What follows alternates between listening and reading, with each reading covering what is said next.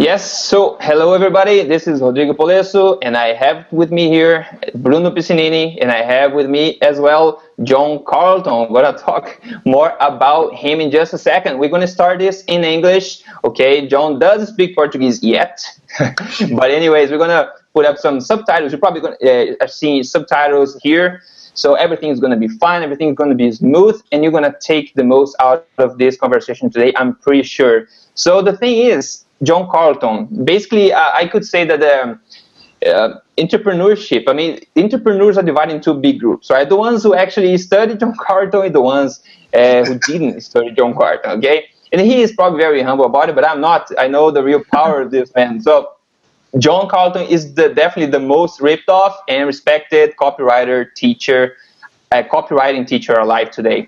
And he has worked closely with other marketing legends, definitely, like Gary Halbert and Jay Abraham.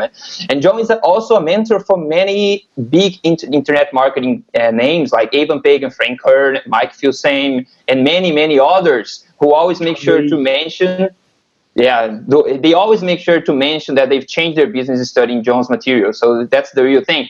And these people listen very closely to what John says, and so do I, and Bruno as well, and that's why you also should pay close attention to what John has to say. So it's a great honor to have John here today with us to share a little bit of his wisdom, and you're definitely in for a treat today. So welcome, John. Thank you very much for participating with us today. Happy to be here. I look forward to the interview. Thanks a lot. Awesome. Yeah, awesome. John has a very good sense of humor, and I know that because of his materials, his books, his methods and stuff, and also because of the Homer Simpson that you can see on the back there, the Christmas Homer Simpson, which is pretty cool. He doesn't work or I'd fire him up. He sings bad Christmas songs. It's pretty funny. Glad you guys know about the Simpsons down there. Oh yeah, of course. Oh yes. Well, you do. You know, Joe, let's just, we can just dive into it, you know. Let me tell you, believe it or not, copywriting is already a new concept in Brazil. And that explains why so few people have huge success online, while the big majority get average results or worse, no results at all. So we usually say that copywriting is one of the, or if not the most crucial skill one needs to learn in business. And copy is the soul of a business and can literally transform any business overnight, really. And the thing is, either knowing the concept or not, you're still using it all the time. And the odds are that you not use it in a good way. So Bruno and I are trying to get this point across, but I would like to hear from the master itself how important you think copy really is in life and business itself. Yeah, the older guys, the guys my age, there's still a lot of us out there. Dan Kennedy, Clayton Makepeace, Gary Halbert and I were very, very close for 20 years before he passed away a few years ago. And we came from direct mail and what was called print advertising. So the ads that we wrote either went through the U.S. mail or they were in magazines, or they might appear on television. I wrote some of the first infomercials that came out in the 1980s when cable TV kind of exploded. And what we used to say when things like clients would come to us and ask, you know, how is radio, for example, how are radio ads different than direct mail, different than print ads, different than TV ads? And we would have a very standard answer, which matters also now that we're in an online world with the web doing most of the work for marketers. And that is, everybody sells. Whether you're facing a single prospect face-to-face or whether you are presenting, say, a video sales letter or a written web page or an ad in a magazine or a piece of mail, you're translating the message that you're trying to get across. We call it a sales message. In other words, one of the simplest ways to think about this is that if you have a business, whether it's brick and mortar, somebody comes into your store and says, I like that shirt, how much is the shirt? And you help them buy the shirt and also a pair of shoes and a coat and things like that.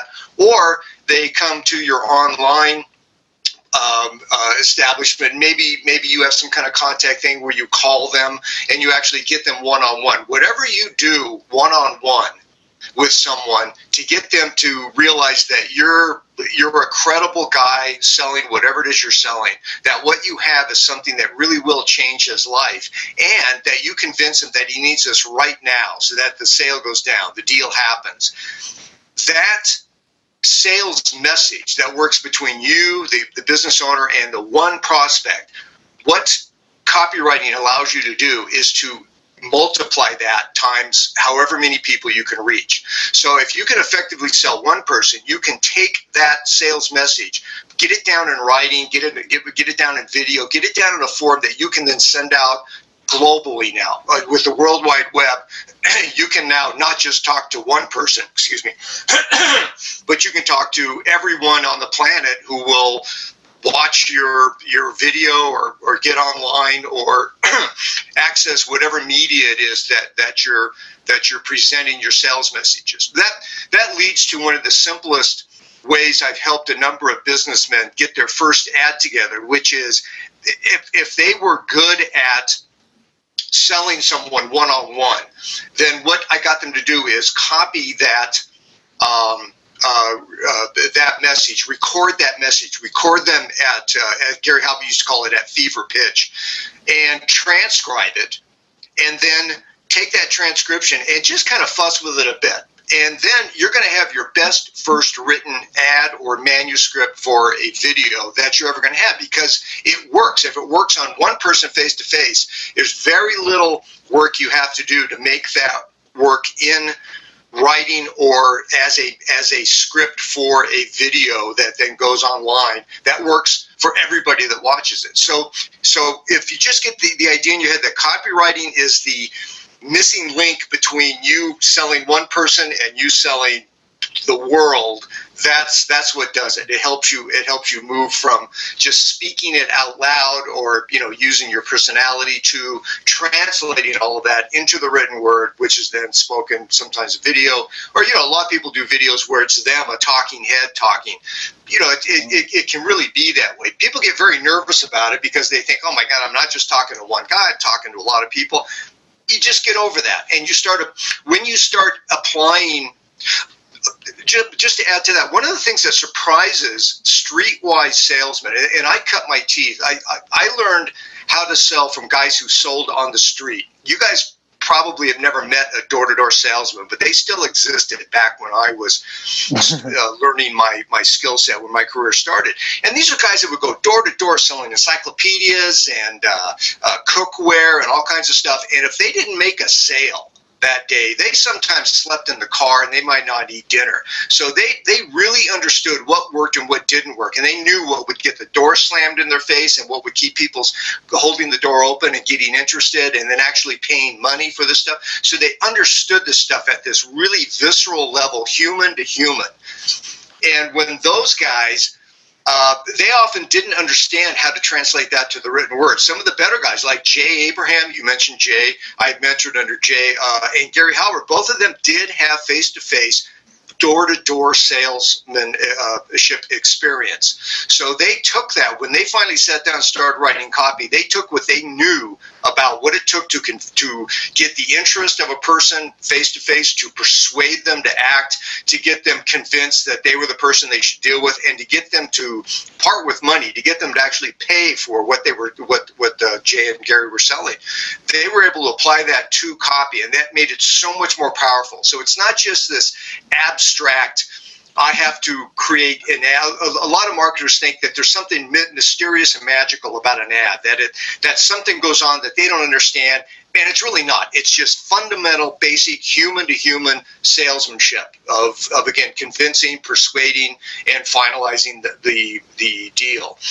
The video sales letter that you guys are interested in came about, of course, because of the technology changes online, the ability for video to load very quickly, especially on mobile devices, and it changed things. So as soon as the savvy marketers knew there was an opportunity for video, they went to video. the same way that I mentioned before we started recording that I had been involved in what we call infomercials here in the U.S. I'm not sure what you guys call it in Brazil, but these are late night commercials that run for an hour sometimes, and they're selling one product, often exercise equipment or say a supplement, for fitness or something like that. It doesn't much matter. The thing is, good marketers grasp onto new technology advancements that allow them to get their message across. And I mentioned that I started out in direct mail and print, which meant that I had to rely on the written word. So I at most would have a photo to help me sell. So I could have a photo of the product or a photo of some person or something, and I would use photos, but not often. I had to rely on the written word. Once when we went to radio, we could only rely on what you heard. We could only rely on the audio. There were no pictures on radio. There was no written word. So we had to make everything memorable. When late night TV exploded and we started doing infomercials, now we had visuals. We had visuals. We had the written word. We could use audio. We could use everything. And what happened was when the web happened, when the web became viable as a marketing source, where people felt comfortable going on to an online site, using a credit card, delivery services are real good, for physical products or for information products, you could get them right away, email. People start trusting this whole process. When that happened, we knew it was going to be a very short time that we progressed from just written word websites, which the early websites we had looked like blogs, essentially. There'd be a headline, and it looked pretty much like a print ad would look or a direct mail letter would look. It was a manuscript. And when video got to that point where it became a viable, useful tool, all of the good marketers kind of went that way, because now we were able to use audio and visual and the written word and all of the sensory tools that we have. The only thing we're lacking right now is smell. So if we can find some way to start attaching smell-o-vision to people's IMAX, we'll do it. We'll start misting out roses and nice smells and get people into a relaxed psychological state where they're smelling baked cookies and stuff like that. We'll do it. Right now, that's the only sense really we don't. That and tactile. We don't have a real tactile sense. So it's funny that we're still seeing. We're getting around. We're describing the way things smell. If smell is a big part of the sale, and describing how they feel, the heft, things like that. So as writers, we get pretty good at describing that. If you were face to face with somebody, you could actually hand it to them. Here's what I'm selling, and the guy could feel it and smell it and get a real sense of it, and actually use it. How long? 10, 20 years from now, when 3D printing is really advanced, tactile senses are going to be back. I don't know what they're going to do about smell still, but as these sensory things happen, the good salesmen take full advantage of all this stuff. That's a tangent. I apologize, but it's interesting to know how copywriting fits. Don't get scared of it. We call it copywriting because in the world of advertising up until about 20 years ago, it was almost all written. Almost all ads that were consumed were written ads, either in the mail, in magazines, or if they were on TV, there wasn't a lot going on TV. They weren't anything like, they were very simple, straightforward ads. It was like a pretty girl holding up a pack of cigarettes. Buy this cigarette, it's great, or drink this beer, or whatever. So there's a very simple use of the visual on TV. We progressed a long way. All copywriting is a way to get down in what we call manuscript form. I think that should translate pretty well, Rodrigo. Translate the salesmanship that you understand, the persuasion, the convincing, the establishment of credibility, all of those essential things that any streetwise salesman understands. To get that down into a form where then it can be consumed by your prospect, either in as a video, as an audio, as written, as a combination of all those things. So nothing mysterious about copywriting. People get all hung up on the idea of writing. I will tell you that I have taken near illiterate streetwise salesmen, and got them to produce their ads by getting them to record themselves, having that transcribed, and then having, someone that really doesn't understand advertising, just go through and take out the ums and ahs and kind of smooth it out, and there they have it. They have a script that they can use. They could slam that into a newspaper, just add a headline. They could use that as a script on a video. They could do a lot of things, and they never touched pen to paper. They never typed a single word. They didn't write at all. But what they did was still copyrighted, because they translated the sales pitch into something that could be used in other forms.